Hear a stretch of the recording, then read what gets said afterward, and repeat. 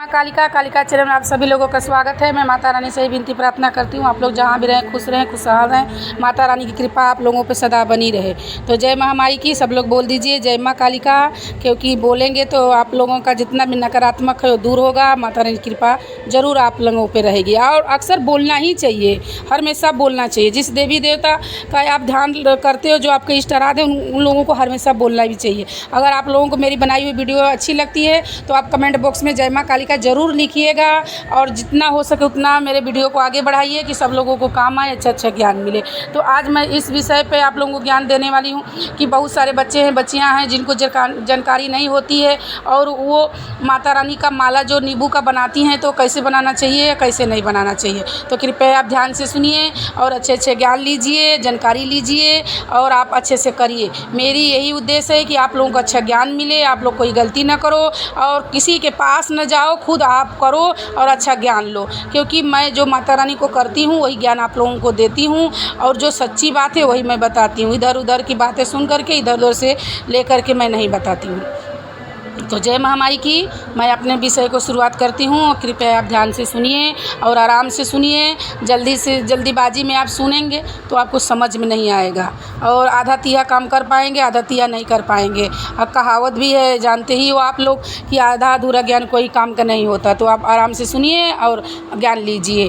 तो जो आप माता रानी का नींबू लाते हैं, अगर आप माला माता रानी को माने हैं नींबू का माला चढ़ाने के लिए, तो आप 11 नींबू या 21 नींबू का, ये तो 51 नींबू का, ये तो 101 नींबू का, 108 नींबू का, ऐसे भी आप चढ़ा सकते हो माता रानी को। और अच्छा नींबू लाना चाहिए, हरा नींबू लाना चाहिए।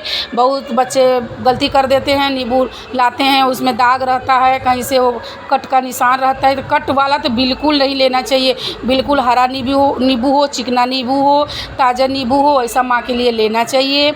और ले करके आप कोई अच्छा बर्तन ले लीजिए, बड़ा बर्तन ले लीजिए।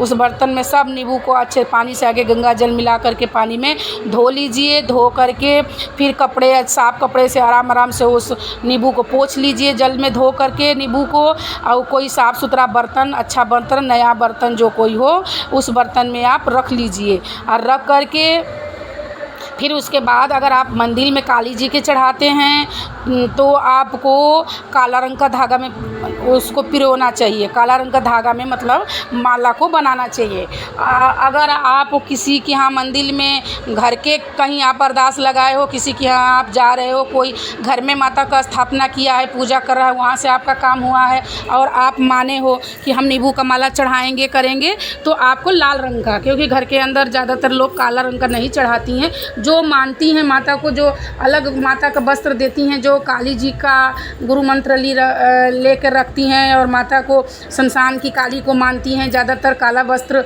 उनको चढ़ाती हैं, तो उनके यहाँ काला धागा चल सकता है। अगर दुर्गा जी का है, चाहे और कोई जो लाल रंग का ही वस्त्र चढ़ाने को बोलती हैं, तो उनके यहाँ आपको लाल रंग का धागा में ही पिरो करके माला बनाना चाहिए। अगर मंदिर में आप जा रही हैं तो काला रंग का धागा काली जी के लिए, वहाँ कोई दोष नहीं लगेगा। और भैरव जी का भी ज़रूर उनको नींबू का माला उनको भी चढ़ाना चाहिए। आप एक ही चढ़ाओ, 11 का बना के चढ़ाओ, मगर भैरव जी को भी साथ में ज़रूर देना चाहिए। ऐसा गलती नहीं करना चाहिए। और माला पर जितने नींबू हैं सब पर आपको साथ टीका लाल रंग का कुमकुम का ज़रूर लगा देना चाहिए। अगर आप कहेंगे कि नहीं ये तो सब मिट जाएगा, तो आप थोड़ा घी ले लीजिए, घी में उसको कुमकुम को मिला लीजिए और फिर मिला करके सब पे टीका दे दीजिए, सब अच्छे से लग जाएगा। और माला आगे बना लीजिए, बनाने के बाद फिर धीरे धीरे सब पे टीका दे दीजिए।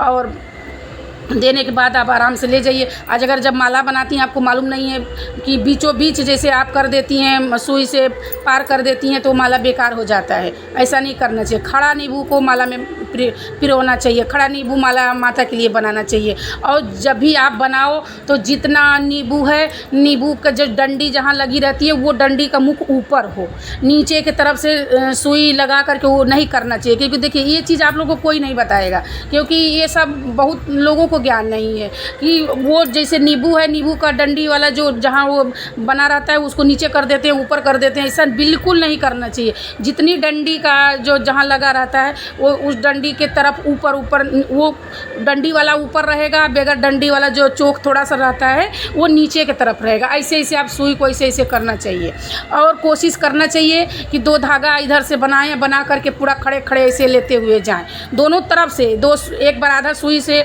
डाल लिया, डालने के बाद खड़ा लेकर आप चली गई, फिर आधा धागा इधर से बच गया तो फिर आधा घसका लीजिए, घसका के फिर खड़ा लेके चाहिए। नहीं तो आप ऐसे घुमा के लाएंगी तो फिर पट हो जाएगा।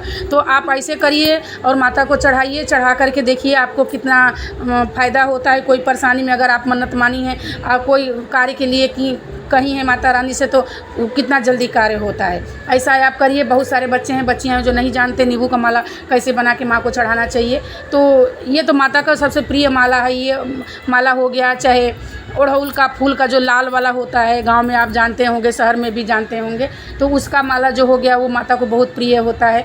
तो आप लोग अगर कोई मन्नत मानती हैं, बड़ा से बड़ा है, छोटा से छोटा, अगर आपके पास समर्थ हो तो माता को नींबू का माला ज़रूर उसमें मानिए कि माँ हम आपको नींबू का माला ज़रूर चढ़ाएँगे। और भैरव जी को साथ में ज़रूर नींबू का माला, दोनों जानी को। माता जी का आप जितना ज़्यादा कर लो, मगर भैरव जी का भी ज़्यादा कम नहीं करना चाहिए, उतना ही करना चाहिए। अगर नहीं समर्थ है आपके पास तो भैरव जी का आप 11 ही कर लो, मगर कर लो, ज़रूर कर लो, क्योंकि उनके साथ उनके ज़रूर वो रहते हैं, उनके आदेश से ही कोई काम होता है, ऐसे होता नहीं है। क्योंकि अगर उनका आदेश नहीं होगा, उनकी कृपा नहीं होगी तो कोई काम नहीं होगा।